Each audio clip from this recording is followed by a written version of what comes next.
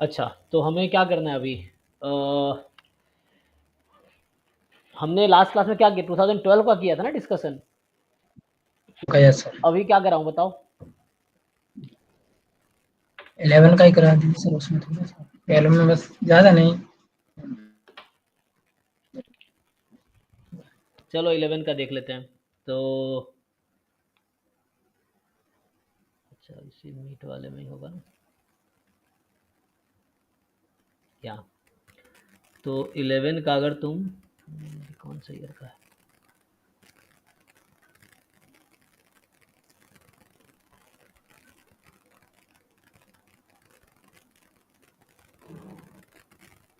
Thirteen का है ना, 13 का तो हो गया, 13 और 12 तो हमने डिस्कस किया था। अब तुम सॉल्व करो, और नहीं हो रहा है तो सॉल्यूशन बुक भी है, वहाँ से हेल्प लो। और फिर भी नहीं हो रहा है तो मुझे पूछो, फिर मैं सॉल्व करता हूँ ये।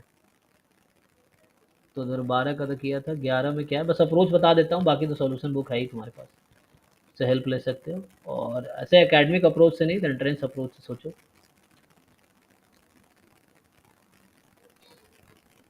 ठीक है, तो चलो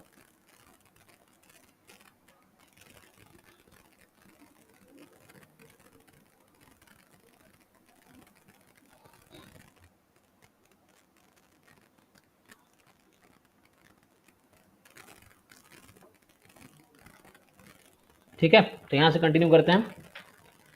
तो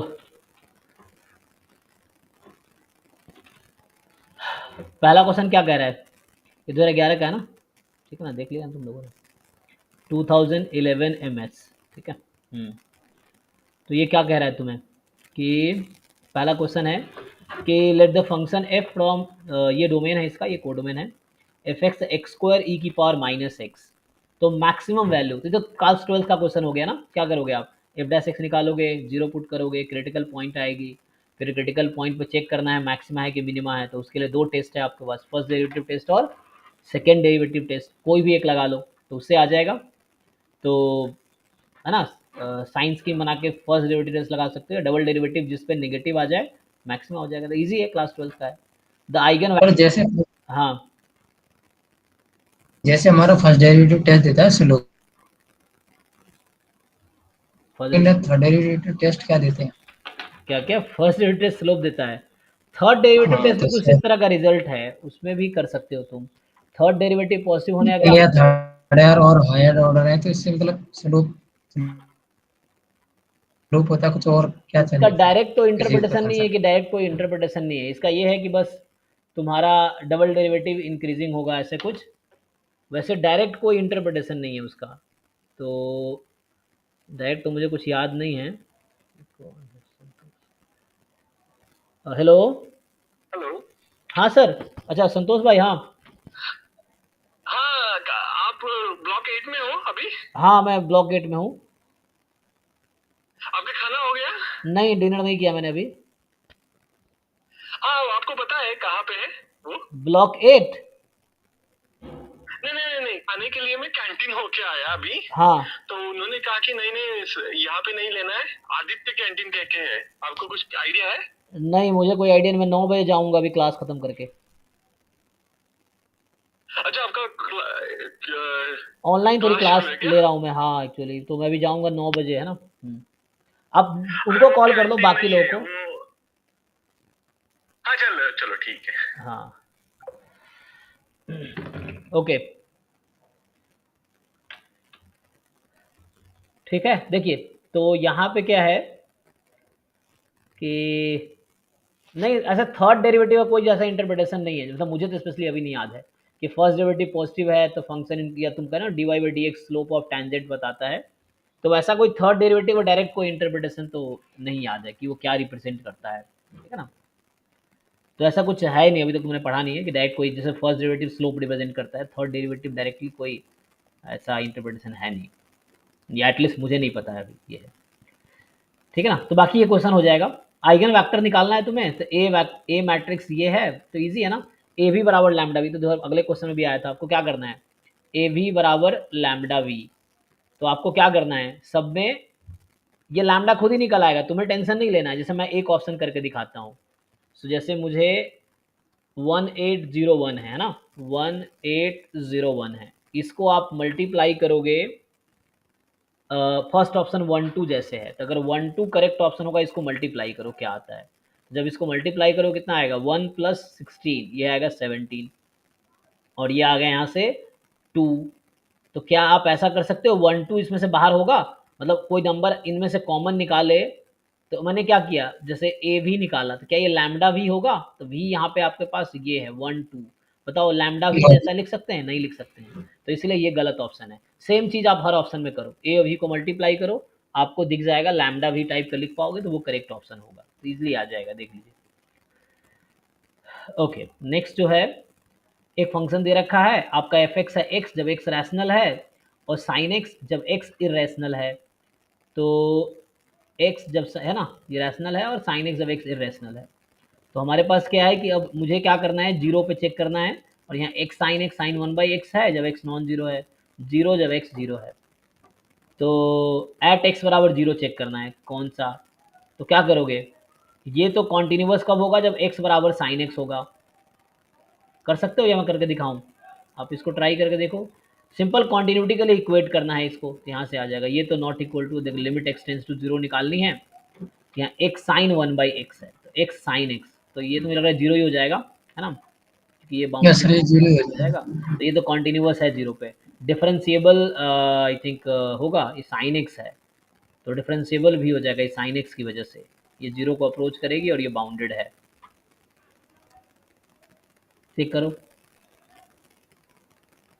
है ना, हाँ साइन एक्स 1x आ जाएगा, ये जी का डिफरेंशिएबल भी हो जाएगा जी।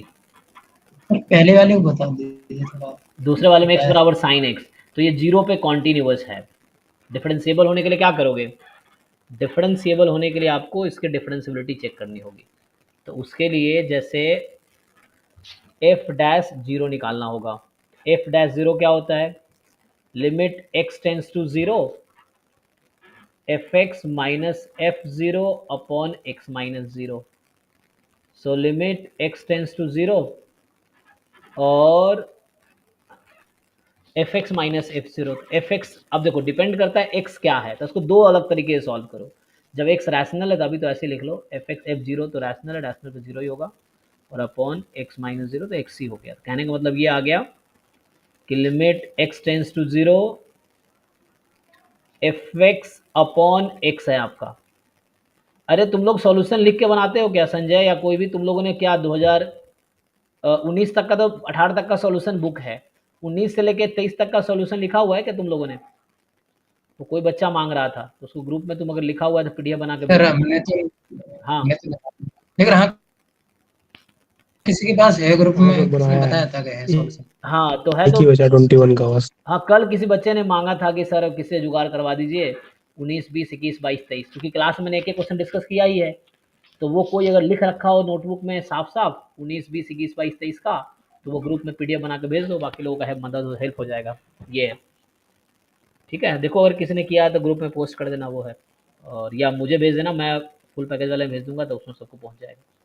ये है, वो कोई बच्चा ही मांग रहा, शिवा मांग रहा था कल रात को, वो बोल रहा था।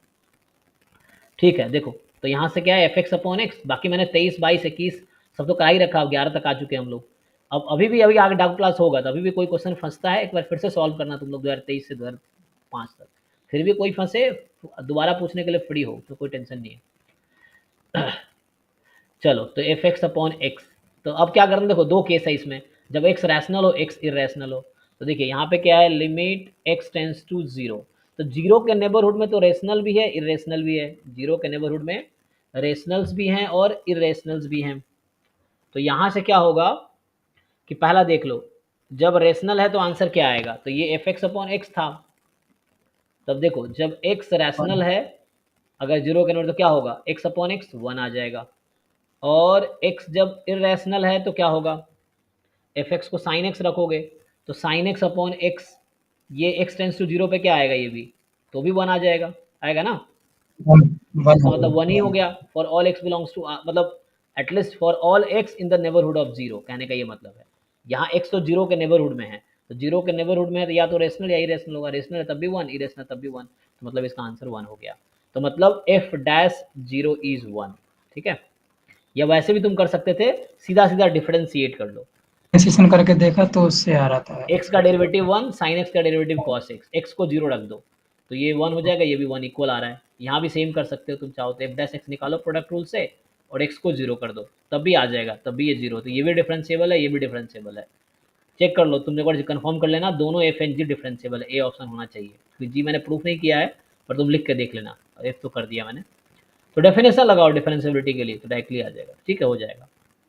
यहाँ पे consider the series S1 S2 given by, S1 S2 ये है, तो आपसे पूछ रहा है कि यहाँ से कि S1 है summation n square plus n plus one upon n into n plus one. तो यहाँ से क्या आएगा, ये दोनों की डिग्री इक्वल है। अच्छा, लिमिट x टेंस टू 0 पे इस सीक्वेंस की लिमिट क्या आएगी, ये जो सीक्वेंस दिख रहा है आपको S1 में, समेसन an है ना, तो an की लिमिट क्या आएगी, इसको आएगी 1 आएगी। और 1 आएगी सर, फिर तो डाइवर्ज हो जाएगा। हाँ, तो 1 आएगी तो डाइवर्ज हो जाएगा, तो डाइवर्जेंट है ये। इसमें n टेंस टू इन्फिनिटी निकालोगे तो नीचे की डिग्री ज़्यादा है, लेकिन ऊपर डिग्री 2 है, नीचे डिग्री 3 है, तो p टेस्ट से क्या हो जाएगा, ये इक्विवेलेंट है 1 पीछे बाई से एन के। कन्वर्ट हो जाएगा। रे 1 बाई एन के इक्विवेलेंट है ये, ओके ओके। तुम्हें दिख रहा है कि नहीं, ये एन यस स्क्वायर है तो यहाँ एन क्यूब है, तो सर, यस एक डिग्री का ही तो फर्क है। Yes sir, yes. तो 1 बाई एन के साथ अगर तुम लिमिट कंपैरिजन टेस्ट लगाओ ना, तो इसकी लिमिट तुम्हारी 1 आ जाएगी। A N upon B N की लिमिट लगाओ, एन टेंस टू इन्फिनिटी, ये ए एन है मान लो फॉर एग्जाम्पल, ये S2 वाला जो है, और बी एन ले लो 1 बाई एन। तो मैं ये बोल रहा हूँ कि A N upon B N की लिमिट निकालोगे तो 1 आ जाएगी। मैं ये कह रहा हूँ कि लिमिट कंपैरिजन टेस्ट लगा लो, तो ये तुम्हारा 1 बाई एन के इक्विवेलेंट आ जाएगा। तो 1 बाई एन तो डाइवर्जेंट है सीरीज, तो ये भी डाइवर्जेंट हो जाएगी, तो दोनों डाइवर्जेंट है, ठीक है, तो बोथ आर डाइवर्जेंट। तुम लोग लिख के देखो, जो मैं बोल रहा हूँ वो लिख के देखो, नहीं लिख पा रहे तो मुझे बताओ, मैं लिख के बताऊंगा। ये है the equation x cube minus e की power minus x plus x minus sine x zero has, कितने रूट्स है इसके पास, तो इसको डिफरेंशिएट कर लो, एक्स की वैल्यू 0 पुट कर लो डिफरेंशिएट करके, तो कितना आएगा, तो 13x की पावर 12 प्लस ई की power minus x plus 1 minus cos x. और तुम चेक करोगे जो डेरिवेटिव इसका आएगा ना, वो हमेशा पॉजिटिव होगा। चेक करो इसका डेरिवेटिव, तो एफ एक्स बराबर 0 कह रहा है, कितने रूट्स हैं इसके पास, तो एफ डैश एक्स निकालोगे, एफ डैश एक्स पॉजिटिव हो गया, ये फंक्शन स्ट्रिक्टली इंक्रीजिंग है और इसकी हाईएस्ट डिग्री कितनी है, 13 है। तो ये और डिग्री का पॉलिनोमियल है जिसका डेरिवेटिव देखो, ये एक और डिग्री का पॉलिनोमियल है जो जिसका जो क्या है, जिसमें f dash x strictly more than 0 आएगा। चेक करो, for all x belongs to R, इसका मतलब, और एक्स जब माइनस इन्फिनिटी है तो फंक्शन की वैल्यू माइनस इन्फिनिटी होगी, तो यहाँ से यहाँ आ जाएगा आपके पास, ठीक है। तो ये एक रूट इसके पास आएगा रफली, है ना, तो ये रफली इसके पास एक ही एग्जैक्टली वन रूट, क्योंकि स्ट्रिक्टली इंक्रीजिंग फंक्शन है, तो it will have exactly one root, इसके पास एग्जैक्टली वन रूट आएगा, ये है, इसके पास एग्जैक्टली वन रूट आएगा, ठीक है, ये है। तो ये आ जाएगा, ठीक है। नेक्स्ट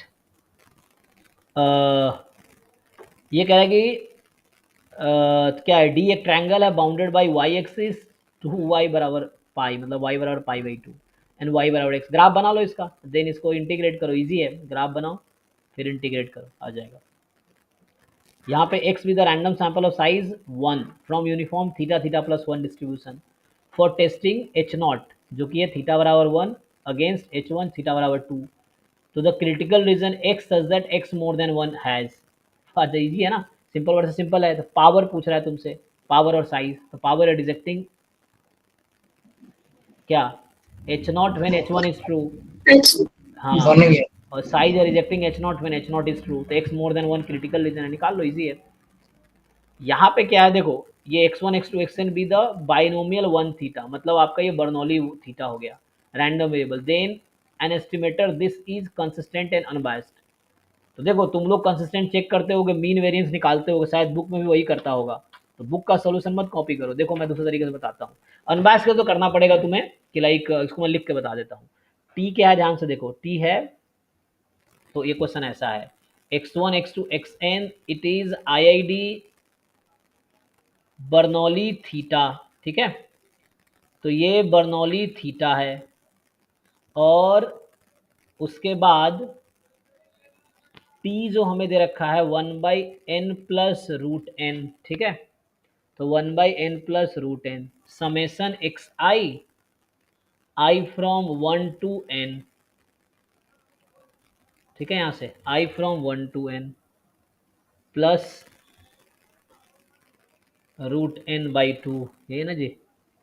चलो देखो ध्यान से, अब क्या करो, पहले तो मैं इसको x बार बनाता हूँ, ध्यान से देखो। तो x बार बनाने के लिए क्या करना पड़ेगा मुझे, मैं इसको 1/n plus root n summation x i को लिख सकता हूँ n x bar plus root n by 2।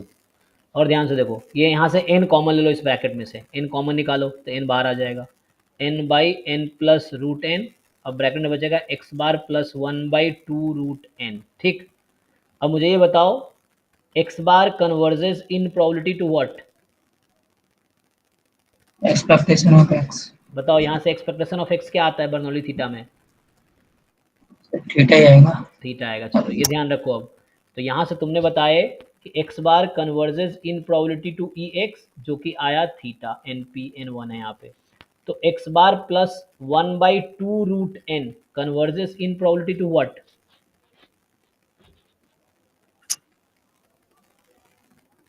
Theta plus के 1/2 रूट एन। अबे उल्लू, इसमें n टेंस में फिटे लगाओ, थीटा। सर वैसे तो फिर वही आएगा, मतलब थीटा एक्स प्लस बार 0 थीटा, ठीक है ना।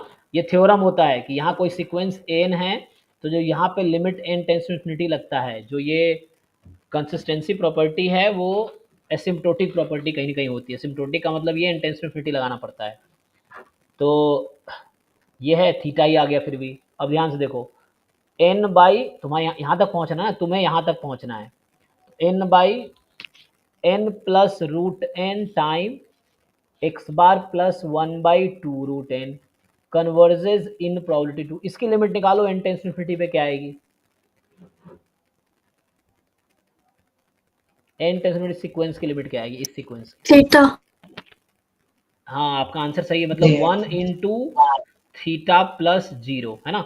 इसकी लिमिट 0 है, इसकी लिमिट 1 है और इसकी लिमिट थीटा है, मतलब converges in probability to theta, ठीक है ना। तो यहाँ पे तो ये फाइनली थीटा ही आ गया। तो मतलब ये जो दे रखा है मुझे टी ना, this is consistent estimator of theta. तो इसका मतलब ये हो गया दिस इज टी ओनली, ये प्रूफ कर दिया है मैंने, T converges in probability to theta. और यही डेफिनेशन है कंसिस्टेंट एस्टिमेटर का। इसका मतलब T is consistent estimator of theta. तो बुक में देखना क्या यही सॉल्यूशन है, या बुक में मीन वेरिएंस निकाल के कर रहा है, चेक करना तुम लोग, क्योंकि मुझे पता नहीं बुक में कैसे किया हुआ है, जो सॉल्यूशन बुक है आपके पास है ना, उसमें चेक करना। ये मैं अपने तरीके से सॉल्व कर रहा हूँ, तो ज़रूरी नहीं ये बुक में, शायद ही मुझे लगता है ये मेथड होगा, वहाँ उन्होंने मीन वेरिएंस निकाल रखे होंगे।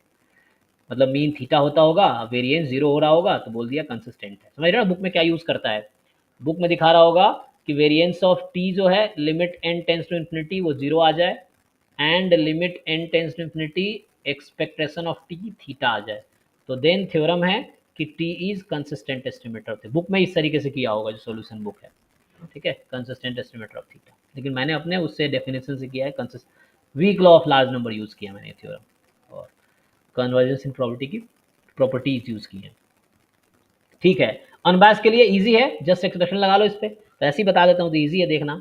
तो इस पर अगर तुम एक्सपेक्टेशन लगाओगे, सीधा एक्सपेक्टेशन लगाओ, तो यहाँ मैं ई टी लगाता हूँ सीधा, तो ये तो कांस्टेंट ऐसे रहेगा। समेशन एक्स आई का मीन कितना आएगा, एन थीटा आएगा सर। एन थीटा आएगा। तो समेशन एक्स आई का मीन एन थीटा है, n theta plus root n by 2। तो एन तुम है ना, तो ये क्या तुम्हें लगता है ये एग्जैक्टली थीटा के इक्वल आएगा, बिना लिमिट लिमिट लगाए एग्जैक्टली नहीं नहीं आएगा, आएगा। है ना। इसका मतलब ये अनबायस तो नहीं है लेकिन कंसिस्टेंट है। तो इस क्वेश्चन का आंसर हुआ आपका कि ये अनबायस तो नहीं है, ठीक है, बट कंसिस्टेंट है, बी वाला सही होगा, चेक कर लेना। चलिए ये कह रहा है कि x1 x2 x3 be the normal 0 theta square, then the value of k for which estimated this is unbiased estimated. तो कुछ नहीं करना है आपको, इसका मीन इक्वल टू थीटा रख देना है, k खुद ही निकल आएगा। एक्सपेक्टेशन ऑफ मॉड x का फॉर्मूला होता है √2/पाई इंटू सिग्मा, ठीक है ना। यहाँ मीन 0 है, यहाँ यूज़ करना है ये वाला फॉर्मूला कि x जब नॉर्मल म्यू सिग्मा स्क्वायर है तो expectation of mod x minus mu is equal to root under 2/पाई इंटू सिग्मा, ये आपको यूज करना है, ठीक है। तो यहां से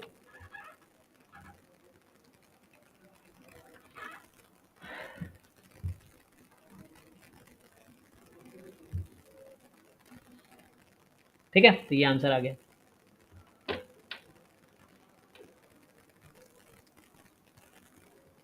मतलब इससे यूज करके आ जाएगा, यहाँ मीन 0 है तो उससे आ जाएगा।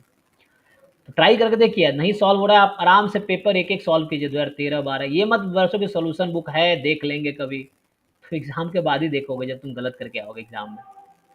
तो इसलिए पहले से तैयारी करो ताकि बाद में पछताना ना पड़े कि काश करके गए होते। देखो, तो let the random variable x and why have the joint PMF, ये दे रखा है आपको, ठीक है ना, जॉइंट पीएमएफ है, और x की वैल्यू 0 to x है, y x की वैल्यू 0 से है, मतलब y x पर डिपेंड कर रहा है, मतलब यहाँ y जो है ना, तो यहाँ x की y की वैल्यू 0 से x तक है, इसका क्या मतलब है, तो y की वैल्यू 0 भी हो सकती है। y गिवन x, नहीं नहीं, y गिवन x तो है, मतलब क्या है, y less than equal to x होगा या x less than equal to y, क्या लिखोगे इसको, y की वैल्यू क्या है,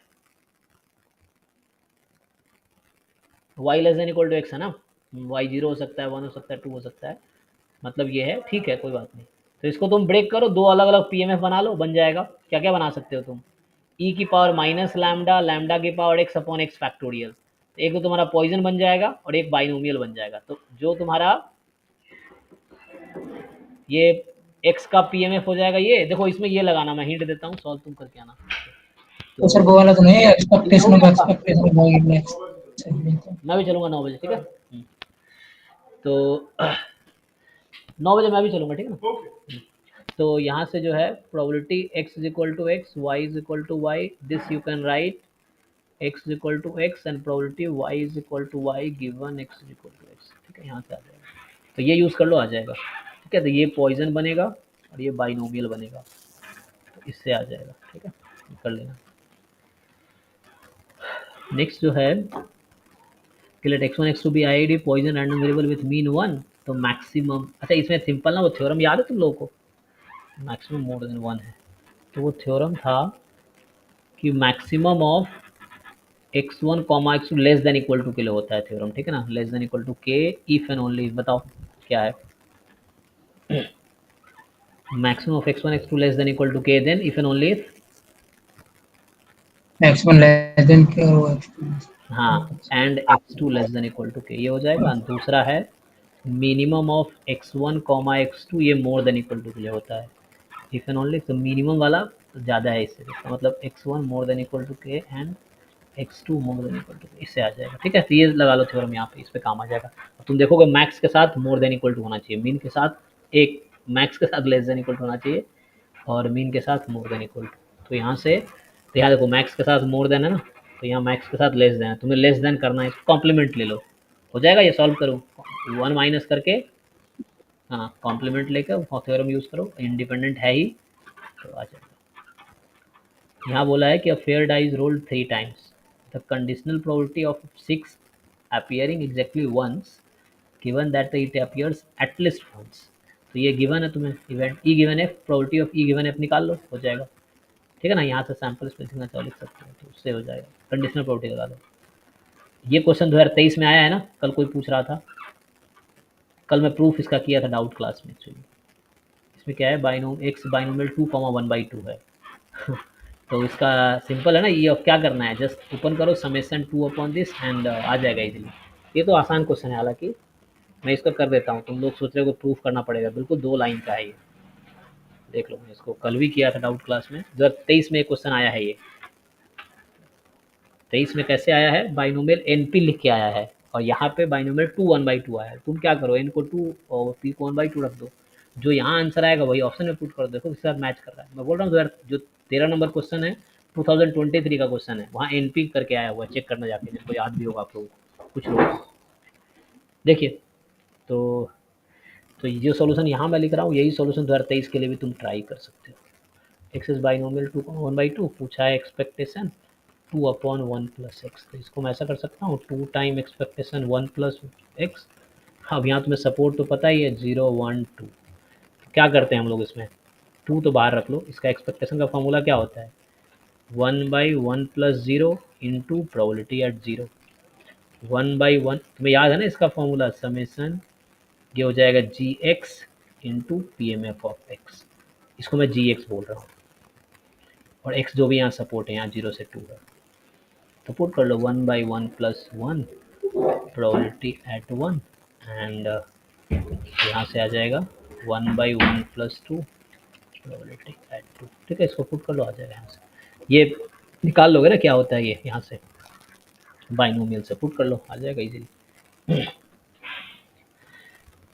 next is the moment generating function of the integer value random variable. इसको ओपन करो पूरा, इसको पूरा ओपन करोगे तो क्या बनेगा, ये देख लो ध्यान से, तो ये कुछ ऐसा बन जाएगा, इससे PMF आ जाएगा, तो MGF से PMF आ जाएगा, PMF से प्रोबेबिलिटी आ जाएगी। ठीक है, तो MGF से PMF आ जाएगा और PMF से प्रोबेबिलिटी आ जाएगी, x लेस देन 1 की सर, है ना। हाँ, यहाँ से सॉल्व कर लेंगे हम लोग, 5 - x लेस देन 1, तो देख लो मल्टीप्लाई करो, e की पावर जैसे 0, t का जो कोएफिशिएंट होगा x बराबर 0 पे आएगा वो, और माइनस होगा तो माइनस आएगा। कर पाओगे ये मैं करूँ, पहले पूरा मल्टीप्लाई करो, तो क्या बनेगा 2/10 e की पावर -t। अगर मैं लिखूँ इसको तो ये कुछ सिंप्लीफाइड फॉर्म में ऐसा बनेगा, 2/10 e की power -t plus, next term ध्यान से देखो, 1/10 e की पावर 0t, 1/10 e की पावर 0t, और फिर 4/10 e की पावर t, ये बनेगा ना 4/10 e की पावर t, क्योंकि एक बार माइनस से मल्टीप्लाई हो रहा है ना, 4/10 e की पावर t, 4/10 e की power t plus and 3/10 e की पावर 2t, 3/10 e की पावर 2t, ये आ गया। तो यहाँ से क्या पता चल गया आपको, PMF दिख गया actually, this is nothing but summation e की power tx into probability at x, where x फ्रॉम -1 से लेकर 2 तक गया है। देख लो, कंपेयर कर सकते हो तुम अब, तो कंपेयर करोगे यहाँ से PMF दिख गया, x and probability at x। ठीक है, तो x की वैल्यू क्या है, -1 0 1 -1 0 1 और 2, तो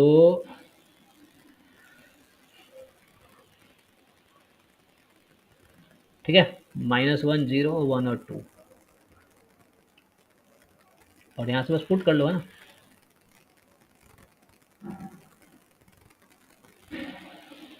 क्या क्या आएगा, -1 पे दिख रहा है 2/10 जी, फिर 0 पे आपको दिख रहा है 1/10 10 डिवाइड, ये PMF होगा, सम करेंगे तो 1 आ जाएगा आपका, तो हो गया इजीली।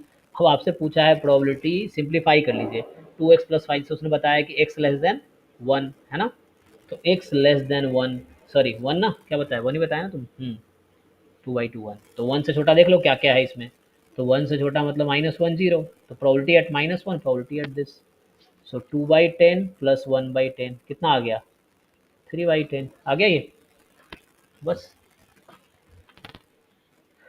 यही आंसर है। ठीक है, तो ईजी है ना।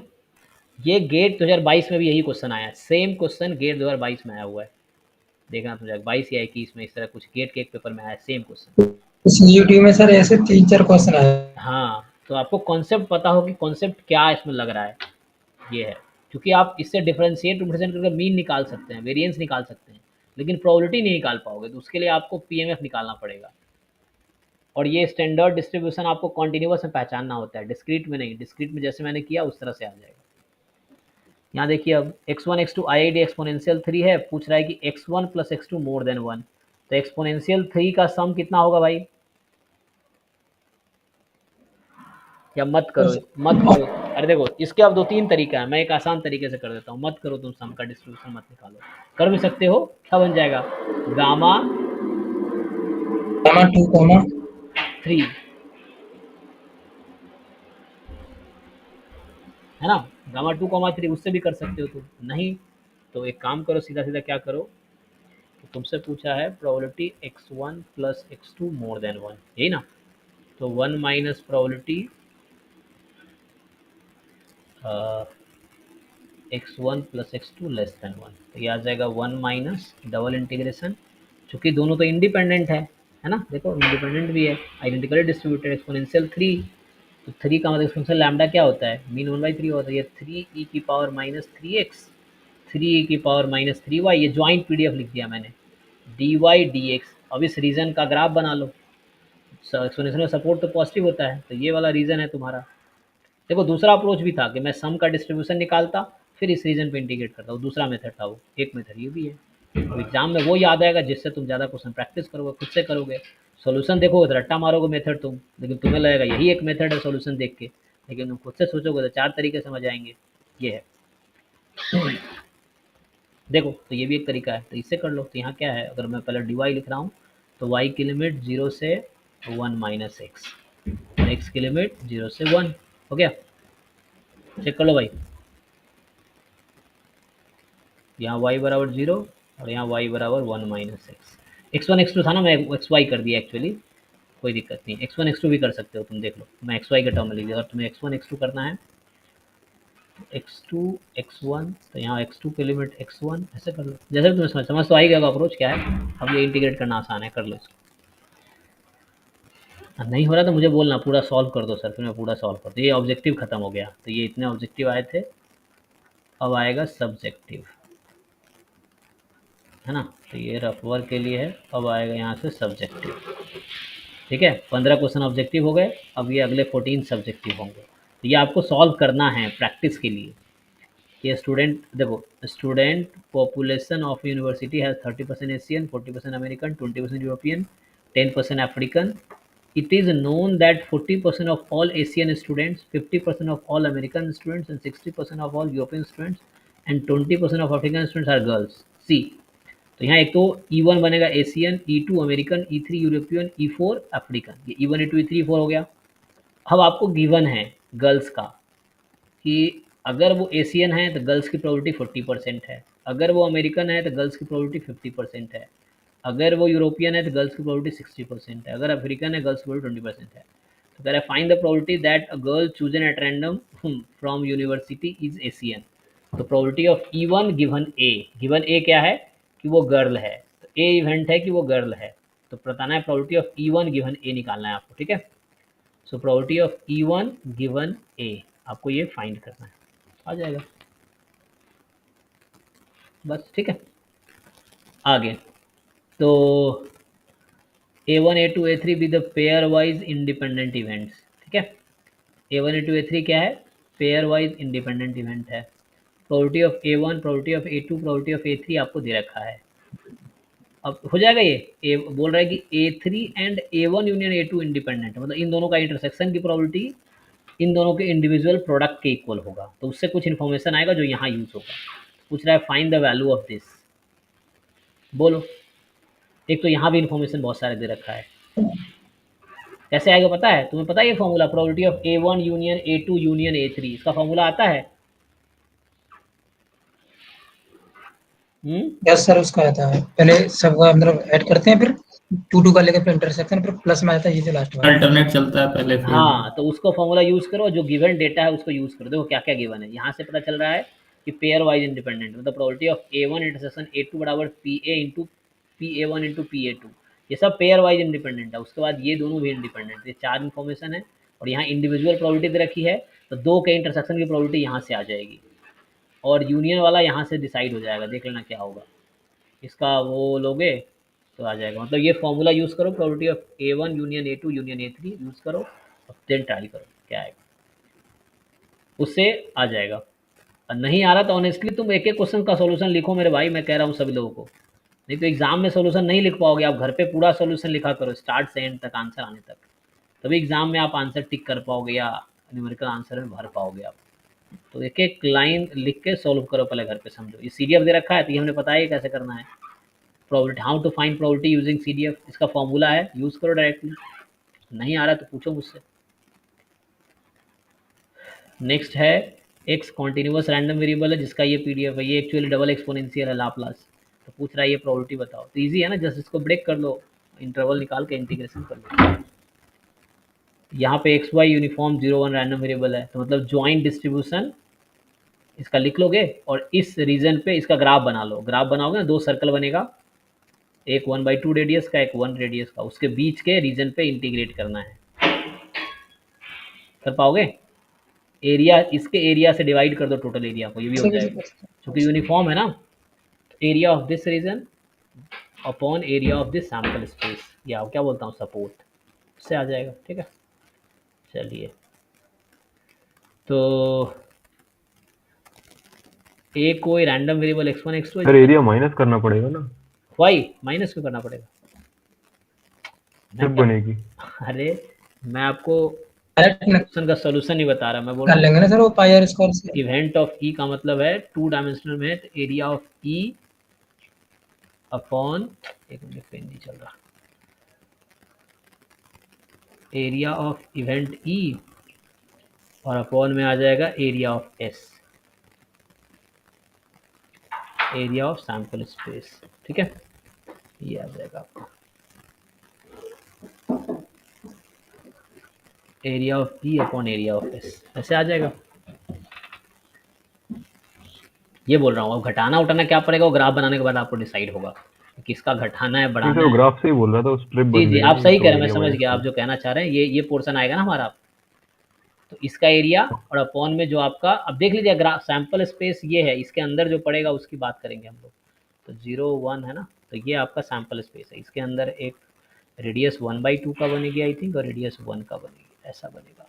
तो आपको this area upon total sample space का एरिया, जी जी आप सही कह रहे हैं। तो ये एरिया ठीक है ना, दिस एरिया और अपॉन ये रेक्टेंगल का जो स्क्वायर है उसका एरिया करना है, क्योंकि आपको देखना है कि सपोर्ट में कितना आ रहा है, वही इवेंट है, दिस इज इवेंट ई और ये रेक्टेंगल है इवेंट सैंपल स्पेस।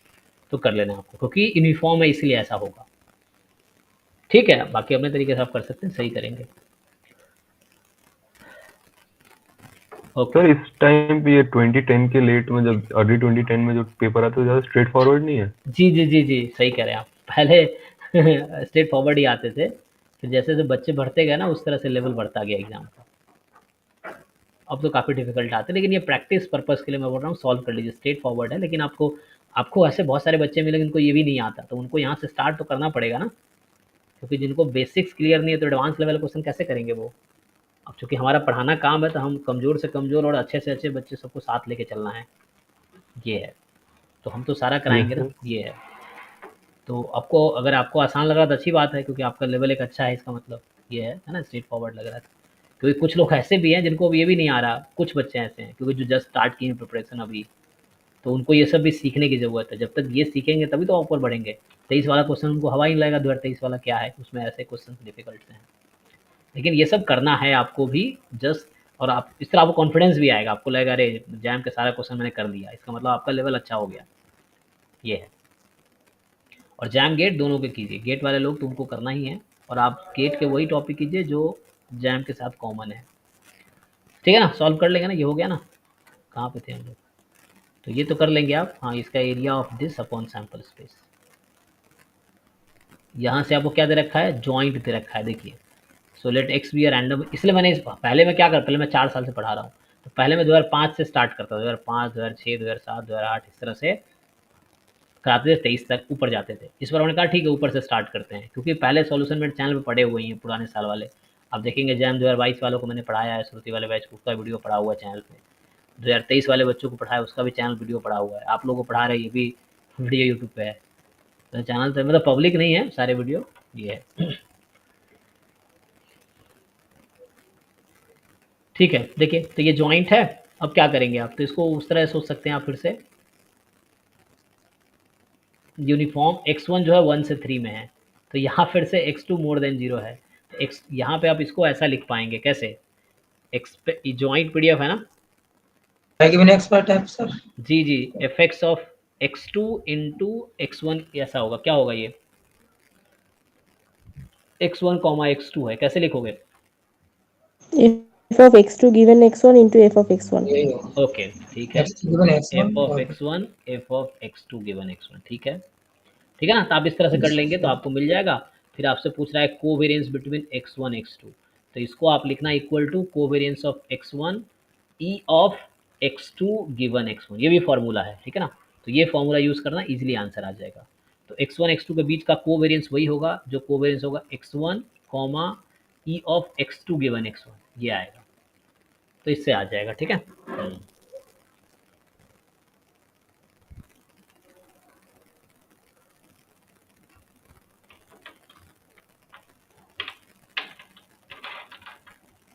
क्वेश्चन वो था y इक्वल टू x पूरा सॉल्व करूं, ये समझ आ रहा है है? ना, उसके इवोल्यूशन करने में हो जाएगा सर। हो जाएगा ना? ठीक है। तो x1 x2 x100 uniform -1/2 plus 1/2 है। t एक रैंडम वेरिएबल सम है। तो देखो आप ये मत सोचना कि t का डिस्ट्रीब्यूशन निकालते हैं, डिस्ट्रीब्यूशन वही निकालो जहां जरूरत हो, नहीं तो डायरेक्ट हो जाएगा, जरूरत नहीं है। अभी आप देखो यहाँ पे क्या जरूरत है, तो ये एक्चुअली चेबीशेव्स इनइक्वालिटी यूज करना है। पहले आप क्या करो, दोनों तरफ रूट लगा दो ब्रैकेट के अंदर, तो ये mod t more than equal to 5 आ जाएगा। mod t का मतलब t-0। तो अब इसका मीन निकालो, डिस्ट्रीब्यूशन मत निकालो, जस्ट मीन निकालो, तो 0 आएगी। वेरिएंस निकाल लो और डायरेक्ट चेबीशेव इनइक्वालिटी लगा दो, तो आ जाएगा आंसर। समझ रहे हैं ना? यहाँ पहले स्क्वायर हटाना पड़ेगा, स्क्वायर हटाने के दोनों तरफ रूट ले लो ब्रैकेट के अंदर ही, तो आ जाएगा probability mod t more than equal to 5। देखिए, सो 20 है, let x1 x2 xn be a random sample from a population having PDF this. ठीक है, अब आप देखोगे ये सेम पीडीएफ 2015 में यूज हुआ है, 2015 के पेपर में एमएसक्यू का पहला क्वेश्चन है ये शायद। वो एक्सपेक्टेशन ऑफ x4 हाँ, तो वहाँ टाइप का था। Find the UMVUE of theta. तो यहाँ पे इजी है ना, क्या करेंगे, पहले आप समेशन xi की पावर 4 यहाँ से आपका कंप्लीट सफिशिएंट आ जाएगा और उसका मीन निकाल लीजिए यहाँ से, तो कंप्लीट सफिशिएंट और अनबायस चेक कर लो, आ जाएगा UMVUE। 2015 में यही क्वेश्चन ऑब्जेक्टिव फॉर्म में आया है, देखिए आप जाके। तो आपको x बार 9 दे रखा है, sx स्क्वायर 6 दे रखा है, be the sample mean and sample variance respectively based on the random sample of size 3। तो n1 आपका 3 है और नॉर्मल μ1 सिग्मा 1 स्क्वायर की वैल्यू सिग्मा स्क्वायर है। y बार आपका 7 है, sy स्क्वायर 4 है, be the sample mean and sample variance. तो based on the random sample of size 3 from this, n2 यहाँ 3 है और μ2 सिग्मा 2 स्क्वायर। देखो सिग्मा 1 स्क्वायर डिफरेंट है सिग्मा 2 स्क्वायर से, और सिग्मा स्क्वायर क्या है, अननोन है, इसीलिए आपको दे रखा है ना। तो आप वो केस चेक करो जब सिग्मा स्क्वायर अननोन हो और डिफरेंट हो। तो एक डायरेक्ट हमने फॉर्मूला लिखाया हुआ है इसका कि कॉन्फिडेंस इंटरवल क्या होता है, μ1 माइनस μ2 का। फॉर्मूला में सारा डेटा आपको गिवन है, फिट कर दो बस। तो आपको ये फॉर्मूला याद रखना होगा, कॉन्फिडेंस इंटरवल क्या है, जब sigma 1 square sigma 2 square different हो और अनइक्वल, मतलब अनइक्वल हो अननोन हो। जी वाला वो तो नहीं होगा, ओल्ड वेरिएंस टाइप का है, एसपी यूज करते हैं। हाँ हाँ, तो वो फॉर्मूला देख लो, उससे आ जाएगा। पुल्ड सम वेरिएंस की बात कर रहे हैं आप, तो आ जाएगा उससे।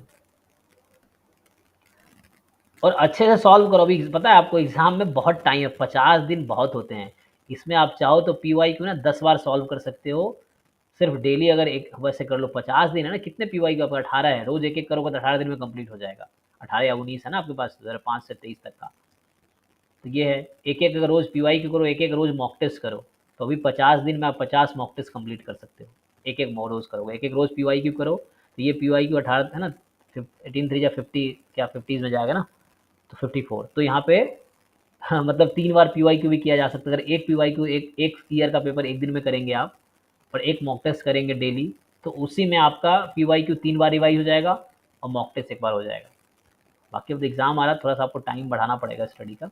ये ठीक है, ये सिंपल वर्ड से सिंपल है, लेवल ऑफ सिग्निफिकेंस दे रखा है, तो आप लाइक्लीहुड रेशियो टेस्ट से इसका क्रिटिकल रीजन निकालिए, फिर आप वो जो क्रिटिकल रीजन आएगा वही मोस्ट पावरफुल होगा। फिर पूछ रहा है पावर निकालिए, तो पावर आ जाएगा।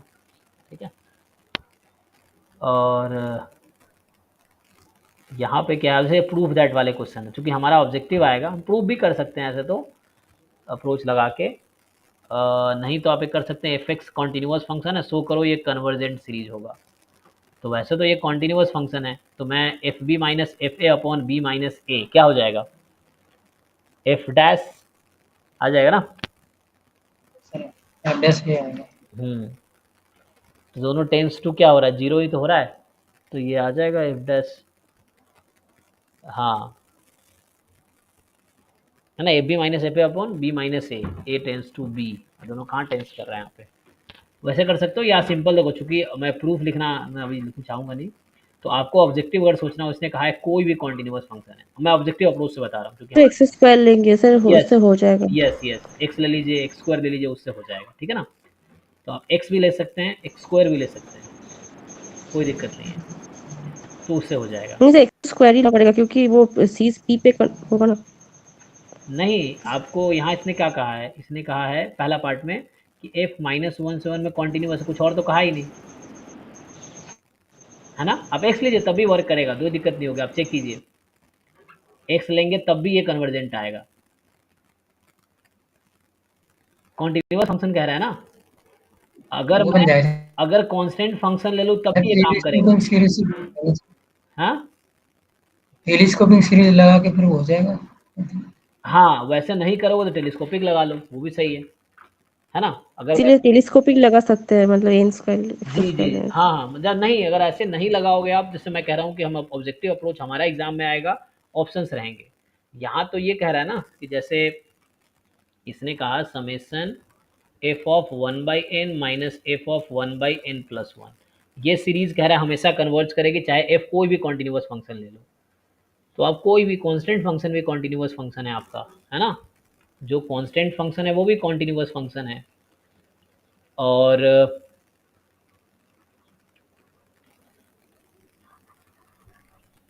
तो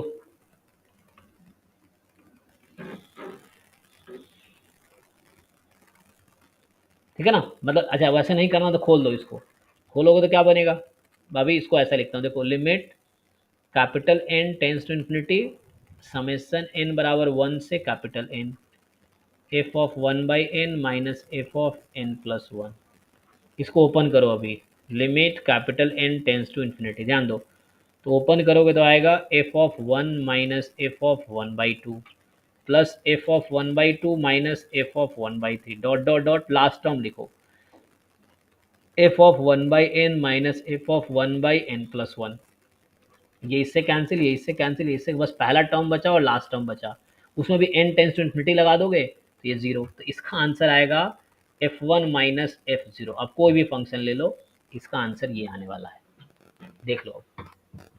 तो ये हमेशा कन्वर्जेंट होगा और इसका सम ऑफ द सीरीज ये आएगी, चाहे तुम फंक्शन कुछ भी ले लो, अब आंसर इसका ये आएगा। तो डिफरेंस फंक्शन के लिए डिफरेंट आंसर आएगा, लेकिन कन्वर्जेंट पक्का आएगा, ठीक है ना, मतलब हमेशा कोई फाइनाइट आंसर मिलेगा। तो ये हो गया, ठीक है।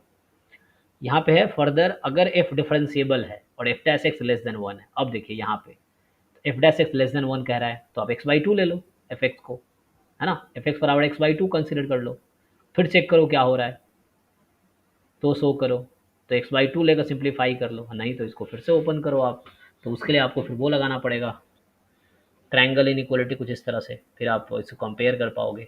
मतलब एब्सोल्युटली कन्वर्जेंट की बात कर रहा हूँ ना, ये चीज़ है।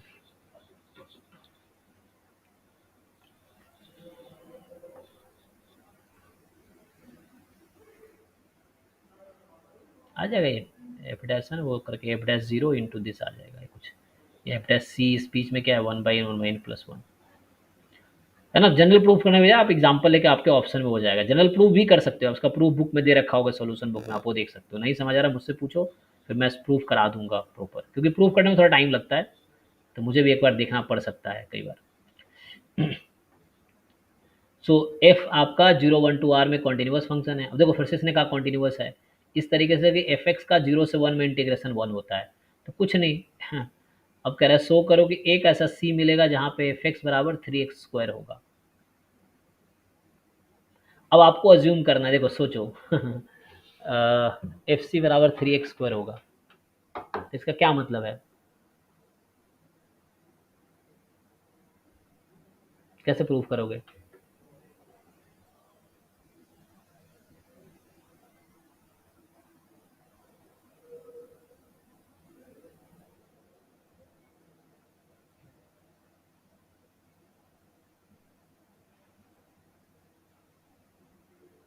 एफ 0 1 से आर में कॉन्टिन्यूस फंक्शन है ना, और तुम बोलोगे क्या, अरे फोन चार्ज है ही नहीं तो इंटरनेट कैसे चल रहा है। तुम लोग लाइन पे हो, मुझे लग रहा है कि ये मेरा फोन का वो हो गया है, बैटरी डेड हो गया है, अच्छा, इसीलिए लोग नहीं।